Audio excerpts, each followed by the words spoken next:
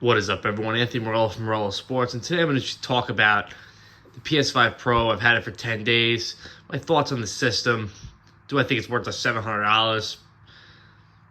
And the performance, and if the PS5, the regular PS5 is better than the PS5 Pro, because I've had both. I've had a PS5 Pro, a regular PS5, or the original PS5, and an Xbox X. Does it perform better than all of those other ones? What do I think about them? And is it really worth it to drop $700 on this? So I've also been playing on the 60 FPS and 120 FPS. So for 2K, obviously you can't do 120 FPS, so you have to do 60. And I'll talk about do I see a difference between the PS4 60 hertz and the PS5 60 hertz. The Fortnite 120 hertz. And I'll just start by saying Fortnite's 120 hertz, and I'll load up the game just to show. So as you can see on this monitor, it's Alienware. Sorry if my hand's in the way. It's going to start at 60 hertz, and then it's going to have a black screen. It should switch to 120 hertz right away. So right there, the screen turns black. I don't know if this is only for Alienware monitors. I know a lot of people have had trouble with Alienware monitors getting 120 hertz, but for me, it really hasn't been that much of a problem at all. So as you can see right there, 120 hertz starts. Load up the game, and the load times are very, very fast. You're not going to ever have a problem with that. So let's just load up. And right there, you can just see how good the load times are for the system. And even, getting into, let's just say, getting to this privately, you're going to see the load times are crazy fast. So right there, it says preparing, updating, and right away it goes to 100. Unlike the PS4, it takes 10 minutes just to do that.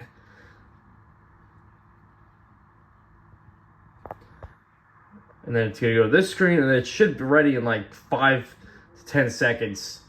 Be straight in the game.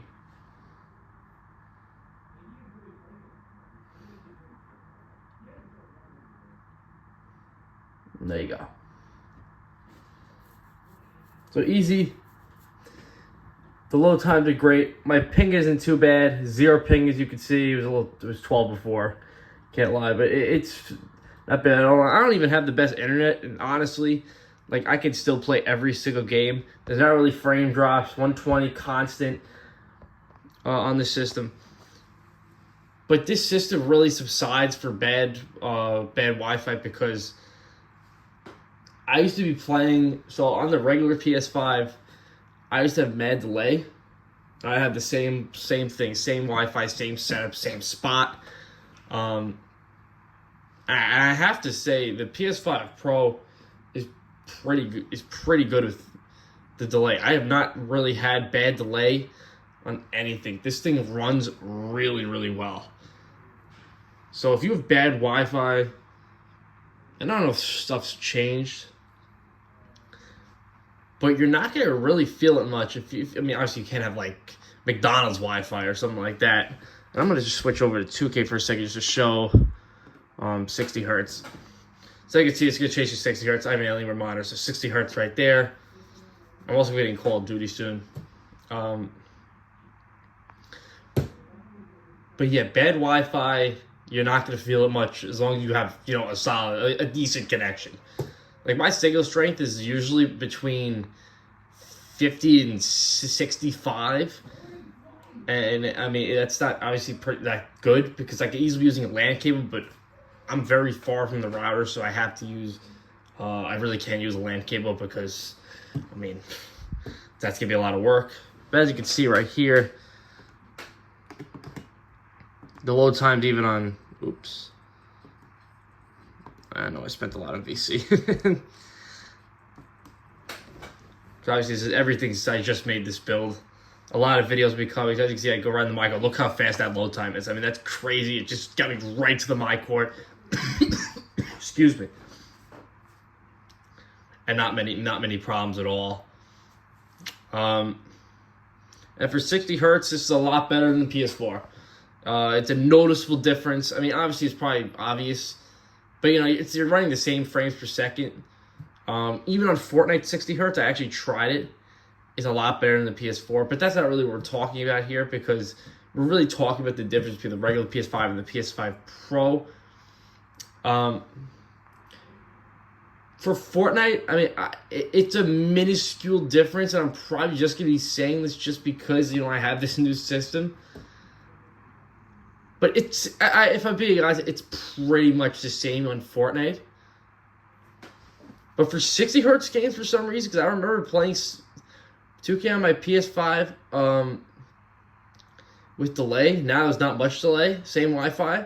There's a big difference. So if you want to play a game like the sports games that are 60 hertz, the Pro is definitely going to be a good option. I really think it's just the bad Wi-Fi really works well for some reason, and you're not going to be playing on much latency for some reason. And now for the controller, because I have the DualSense Edge. I have the paddles in the back. Just my thoughts on it, I'll just give, because I reviewed it, but I never used it. This controller's ridiculously good. I'm not even kidding. If you're serious, get this controller. This controller literally, and this might be part of the reason why I'm not playing much latency. So this might be the reason. It's not because of the system, but obviously I can't really prove that. There's really no way to. Just the way you can change dead zones, get profiles on this thing. It's very impressive, that this controller. The price tag is, you know, ridiculous. And I mean, yeah, a lot of people not going to want to spend $200 on a freaking controller. And yeah, I just get that. You know, I have my regular PS5 controller somewhere, you know, in the drawers. But this controller is very good. And I also got, since then, the camera, because I'm going to be starting to stream. This retails for $60 on Amazon. I got it for $54 plus tax, I think. Great. Excuse me. Great camera, all I have to say. This thing's clear. I was able to run face cam on a stream without a problem. I had to fix a setting, but that wasn't really much of a problem once I fixed it. For some reason, when I was streaming, it kept like saying they have like a block scene. I couldn't stream for some reason, but once I fixed the problem, I think all I had to do is just save record in 60 FPS. Not a problem anymore, and I was easily able to stream about 2+ hours. Not much lag at all, which is another thing, because the PS4, I'm not stuck with the PS4, I guess. The PS4, I used to always stream, and I'd be lagging, a bunch of BS would be happening while I'm streaming. This thing is perfect. I mean, I didn't really feel any latency. I was playing zero build Fortnite, so maybe if I was playing build Fortnite, I would have felt more. But the stream was perfect. The stream was perfect. And I'm gonna be streaming again Thursday on the YouTube,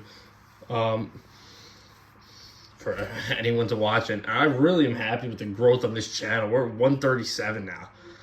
Like we're growing at a rapid pace now. Now, you know, it's time to blow up. I mean, let's just keep going. There's no stopping here. Let's get a 200 before we know it. 150 by the end of the month. Let's freaking do it. I mean, why not? But is it worth it, this system? $700 without a stand and without a disk drive. I mean, Black Friday's coming up. If you can get a disk drive with this system and get a PS5 for $400, a regular one, you go for the regular one. This, yes, there could be differences, but I think the $700 price tag is ridiculous. I'm not even kidding. I think it's ridiculous. $700 is ridiculous. Especially we could literally get an Xbox S and a PS5, a regular PS5 for the same freaking price, like basically. Now maybe my experience is better, like I said, because of this controller. I don't know.